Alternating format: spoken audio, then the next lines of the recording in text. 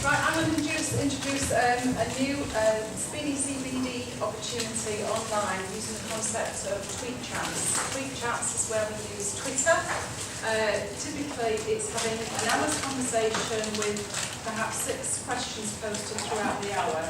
People find that tweet chat by a hashtag, so that's that pound sign and a word. And the hashtag for Learning and Teaching and Higher Education tweet chat is LTHE chat. That's what you look for.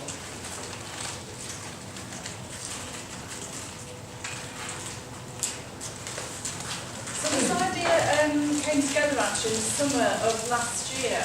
There is an edge chat that takes place that's typically teaching in school-centric rather than in higher education. So Christina Anthony and myself, a colleague, decided to come up with this idea that we might trial a pilot and see if we could bring a learning and teaching focus to these kind of tweet chats.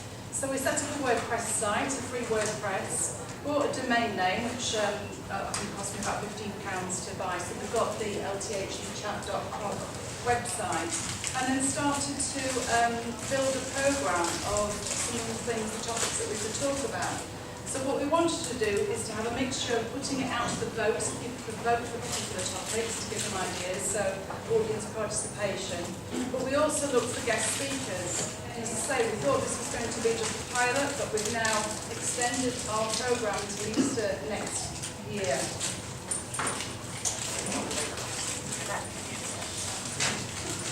The idea of the tweet chats is to involve both students and staff within higher education.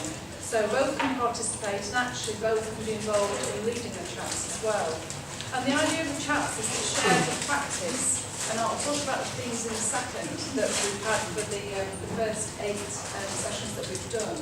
But it's an opportunity also to develop skills, so digital skills. So for a lot of people, Twitter is still a new concept.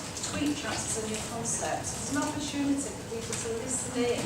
You don't necessarily have to be engaging hands-on to start with. This idea of lurking should be thrown out the window, but the idea of listening is really important because that's how we learn. And people can develop confidence then to get involved with it in future iterations. The other thing is building contacts, connections. So rather than just having your CPD within your own subject group, your own department, your own faculty, or even this university, we can have this CPD with people all over the world, lots of different subject areas. And it's an hour a week. You don't have to take part every week. You can pick and mix. You can decide, what you want to engage with, depending on the topic of the week. Our very own David Smith was one of our guest speakers, and I co-led the session with him on Flipping the Classroom. Today, in the 8 sessions that we've had, that was the most popular. Within 1 hour, we had 700 tweets, which you can imagine is quite a lot. That's a lot of conversation going on. We then take all of those tweets and we use something called Storyfy, so we can capture them in one place and we share that link back again to the community through Twitter. So people can then read through those tweets. So within the tweets, you can imagine people, we've only got 140 characters, but can also share links to useful resources. They could be papers, they could be websites, it could be videos, it could be podcasts, it could be anything.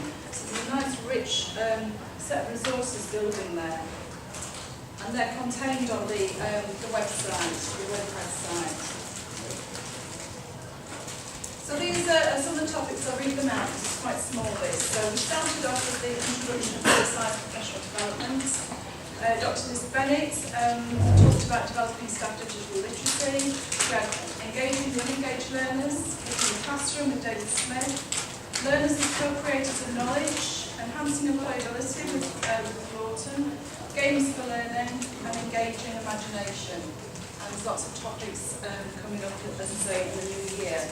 We're looking for volunteers, still for guest facilitators if they want to join in and get engaged with this. But we're also going to be having students. One of the first chats is going to be in a fortnight's time, and a student from Manchester Met is going to be seeking collaboration with fellow students. That's going to be about all the questions they've always wanted to ask. So he's going to gather from his student peers those kind of questions. So that's an opportunity for both students and educators to talk about those issues and maybe answer them for the students. So just some of the feedback that we've got from people enjoying it. So maybe you'll grab some of the tweets. An enjoyable hour joining in the chat. Found a number of interesting peers to follow. Great conversations. Very rewarding. Definitely busy. Is it over yet? Oh no. What else?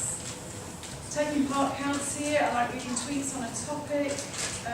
It's crazy. It's frenetic, but actually, people are getting a lot of information from being part of it or observing it.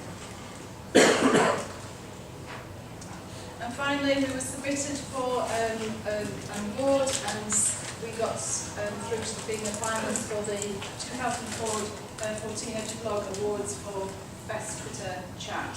We didn't win it, but at least we were in the final there. So hopefully that takes place every Wednesday, 8 to 9 p.m. Search for the hashtag LTHEchat, then you'll be able to find it. Join in and let me know what you think about it. So if you've got any suggestions for topics or you'd like to take part in it as a guest facilitator, just give me a shout. That's it. Any questions? Okay. Silence, yeah? I don't use Twitter, and one of the reasons why is because I'm a bit scared about getting lost in so much stuff, and I think I can see where the advantages are in terms of getting a lot of information across, but how do you sift through everything so you can pinpoint the key bits? Clay Shirky talks about dispelling the myth about information overload as filter failure. And one of the things with Twitter is, as you build your network of people to follow on Twitter, you follow people that are interesting to you. So you build your personal learning network, so those people are tweeting interesting things. The other thing about Twitter is that you can organise the people that you follow into lists, which means that you can contain them into different groups. So you don't need to look at all of the tweets. You can look at groups of people. So you might be interested in one group one time, one group another. And we'll be talking about that next week as part of the Bring Your Own Devices for Learning course that's going on. There are lunchtime sessions, 1 till 2. We're going out tomorrow advertising that. So the first session is about getting started on Twitter. So if you're free, come along and we can help you with that. Well done, Sue. You've kept the time gone nowhere near that bell yet. Thank you very much for that. And I have to say, I have participated in these, and they are frenetic, they are different, they are really vibrant and rewarding experiences. Thanks, Sue. Now, it's Luke.